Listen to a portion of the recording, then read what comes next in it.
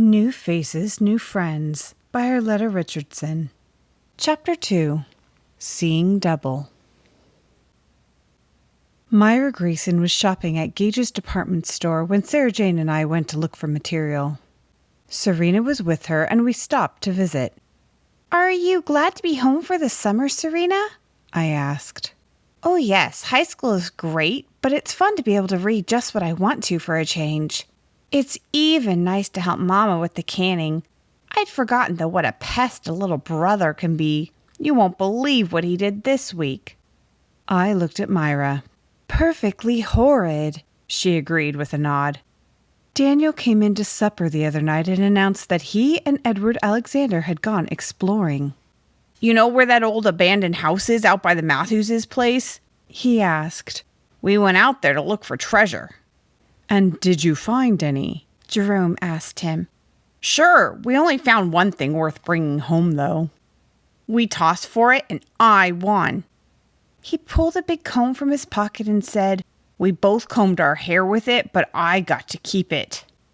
"And that's not all he got to keep," Serena shuddered. "Don't tell me. Lice." "By the millions," Myra said. Jerome had to cut his hair off and shave his head. Paul Alexander did the same for Edward. Of course, both boys think this is grand for the summer. Daniel's only regret is that his comb went into the fire. "He's going to be one sorry boy if any of those lice find their way into my hair," Serena said. "I think I'll keep my distance from him this summer." A commotion outside drew all the shoppers to the door. The street that ended where the river curved past the train station was crowded with a noisy group of onlookers. "I wonder what's going on up there," Sarah Jane said. "Shall we join them or wait until it comes out in the paper?" "I think I know," Myra said. "Jerome told me last night that there was a log jam forming. It's reached the turn and the logs are piled up." "Isn't that dangerous?" I asked. "It could be. Instead of floating down the river, one log will twist around and become wedged in. Then all the logs behind it will stack up until they've dammed the river. The loggers need to break the jam as soon as they can since there's no way to stop the logs still coming. Sounds to me like they can't agree on how to do it." We hurried toward the river to watch the excitement. Huge 12 and 14-foot logs were churning and dancing in the raging water. Some stood on end, others crossed each other like a puzzle, and more logs were added to the melee by the moment. Men were standing on the pile-up, trying desperately to find the key log that would release the jam. "I see they have no dearth of advisors," Sarah Jane commented. "Everyone can tell them what to do from the safety of the shore." The shouting of the men, combined with the roaring water and grinding logs, made conversation almost impossible. As we watched, a man left the bank and waded out a few feet. "Mama, isn't that Hiram Elliott?" Serena hollered. "Where's he going?" It was Hiram, all right, and he obviously thought he had the solution to the dilemma. He pointed to what he considered to be the key log. The men shook their heads and waved their arms, but Hiram was persistent. At last, the boss came down and handed him the pike pole. Silence settled over the crowd, and we could hear the man shout, "If you know so much, show us." "He's going to do it," I gasped. "He's not a logger. Why would they let him up there?" "Hiram knows what he's doing," a voice beside me said. I turned to find Augusta. "He can fix anything that doesn't eat. If he says he found the key, he found the key." Quickly, Hiram climbed on the logjam and pushed the log he had indicated. With a roar, the jam broke and foam sprayed into the air as several thousand huge tree trunks crashed down the river. The loggers scrambled to get out of the way and make it to the riverbank. "It was a tribute to their expertise as well as God's mercy that none of them were killed," I said to Len as I told him about it that evening. "Some of them got knocked around pretty well." "How about Hiram?" "We were horrified to see him bounce right off down the river with the logs. I was sure we'd seen the last of him, but the men on shore caught up with him about a quarter of a mile down the river and pulled him out. He was pretty badly bruised, but all he said when they hauled him out was, I lost my hat. Jerome says he'll see that Hiram gets a new hat and Logger's wages for the day. A few mornings later, I was clearing away the breakfast things when Sarah Jane came in. We were going to Amelia Matthews' house for a sewing bee, and Sarah Jane flopped down to wait for me. The oddest thing happened last evening, she said. I wish you'd been there. I would have come last night to tell you about it, but Thomas was entertaining a new surveyor who just got here. In fact, we had gone to the train to pick him up when... Mabel, you aren't going to believe this. Try me. You got off the train. Oh? And where had I been? That's just what I wanted to know. I rushed over to the train and I was within 5 feet of the girl before I realized it wasn't you. Sarah Jane stopped and looked befuddled. So what happened next? I asked. I know you didn't turn around and walk away. I just stood there with my mouth hanging open. She must have thought the village idiot had come to meet her. She straightened her hat and looked around. You know, there's not much movement in town at that hour, and it must have seemed pretty dead. I thought I'd better say something when Percy, the baggage handler, walked over. Looks like Chicago right after it burned down, she said. Beg pardon, miss? Doesn't look much like Chicago, does it? I guess she thought Percy would be offended, Sarah Jane continued. But he didn't care what she thought of North Branch. He just answered her. Wouldn't know that, miss. Never been. You got a trunk on there, have ye? The girl shook her head. Everything I own in the world is right here, she said cheerfully, patting her satchel. Percy eyed her carefully. You be kin to Miss Williams? He asked. Not that I know of. Who's Mrs. Williams? The minister's wife. The girl threw her head back and laughed. Sarah Jane went on. That lets me out. There's never been one of those in my family. Say, is there somewhere a girl can stay? Besides the hotel, I mean. I'm not exactly independently wealthy. Miss Handy has a boarding house over there, Percy told her. Specs she might have a room. She thanked him, Sarah Jane concluded, and took off briskly for Rebecca's. Sarah Jane folded her hands neatly on the table and looked over at me. Well, I said. Well, what? Sarah Jane, you can't just sit there and tell me you didn't speak to her or go to the boarding house to find out who she is or anything. I didn't have a chance. Thomas had the man's bags and was ready to go home. I had to go along and attend to my hostess duties. I thought about the strange incident. Did she really look like me? Exactly. Your own mother would have been confused. Now, are you going to take off that apron and get ready to go? I'm sure Becky Handy will be at the sewing bee and we can find out who the girl is.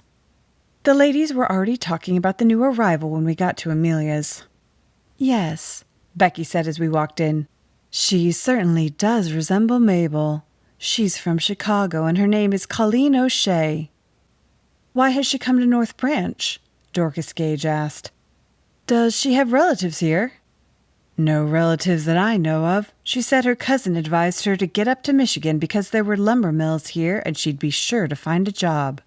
So when the train stopped at North Branch and a flatbed of logs pulled up beside it, she snatched her satchel from the overhead rack and got off.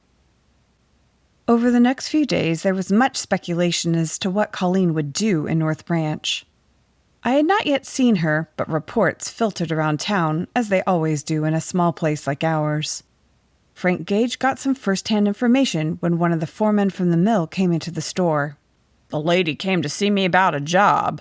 I told her there was no place in the office since Elizabeth Lawton was working for Mr. Jerome. You know what she said? Frank shook his head. She said, I don't need office work. I can work in the mill. I just laughed at her, the foreman continued. You must be all of 5 feet tall, I said, and what do you weigh, 95 pounds? I may not look like much, but I can hold my own with any man out there. And you know what? The man said to Frank. I believe she could. I'm not sure the men would fare as well. So, did you hire her? Frank asked. He shook his head. Couldn't do that. It's no work for a lady. I did tell her that Jake Turner needs a barmaid over at Beaver Saloon. I asked her if she could do something like that for a while. She said she could do anything she wouldn't get arrested for. Colleen was still the main topic of conversation at church Sunday morning. As usual, there were differing opinions. "She's a nice, quiet, pleasant girl," Becky stated, "but she's going to be mighty lonely if no one wants to associate with her because of her job." "You're known by the company you keep," Gladys Burton sniffed. "What would folks say if we welcomed the likes of that into a good Christian group?" "The same as they said about Jesus, like as not," Augusta retorted. "Why are they eating and drinking with sinners? Besides, Gladys, you said the same thing about Elizabeth Lawton a few months ago. You were wrong about her, too." Gladys tipped her nose up and walked away. I was sure we hadn't heard the last on the subject.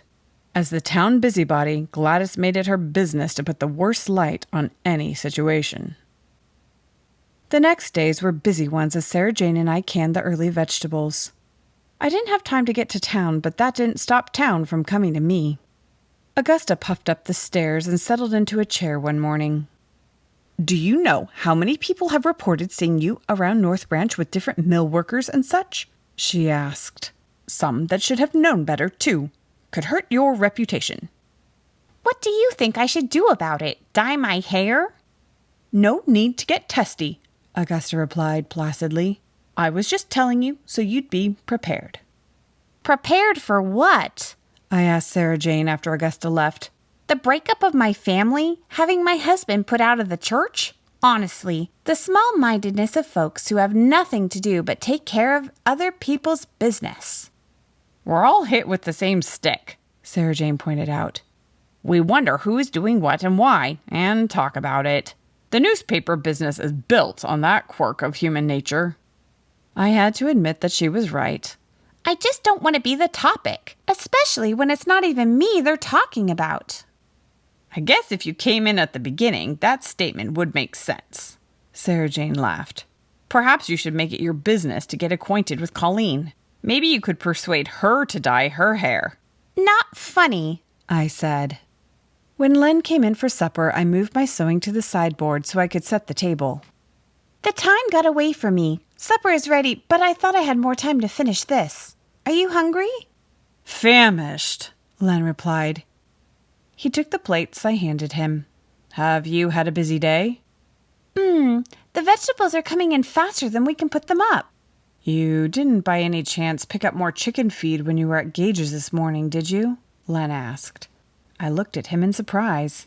"Gage's? I wasn't in town this morning. Sarah Jane and I were working on vegetables all day." "Pa and I were at the blacksmith's, and I thought I saw you go in." He laughed. "It must have been Colleen O'Shea. I didn't see her face, but she certainly looked like you. One of you will have to gain weight or change your hair color." "That's already been suggested. And I will be gaining weight, remember? Besides, Colleen O'Shea is probably much prettier than I am." "Not to me she isn't," Len replied. "There's no one in the world more beautiful than you." "Are you sure ministers are supposed to say things like that?" I teased. "What would the older ladies at church think?"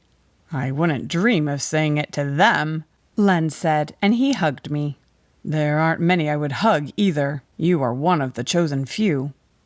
As we ate supper, we decided that the minister and his wife should make a pastoral call on Rebecca Handy's latest boarder. End of chapter 2.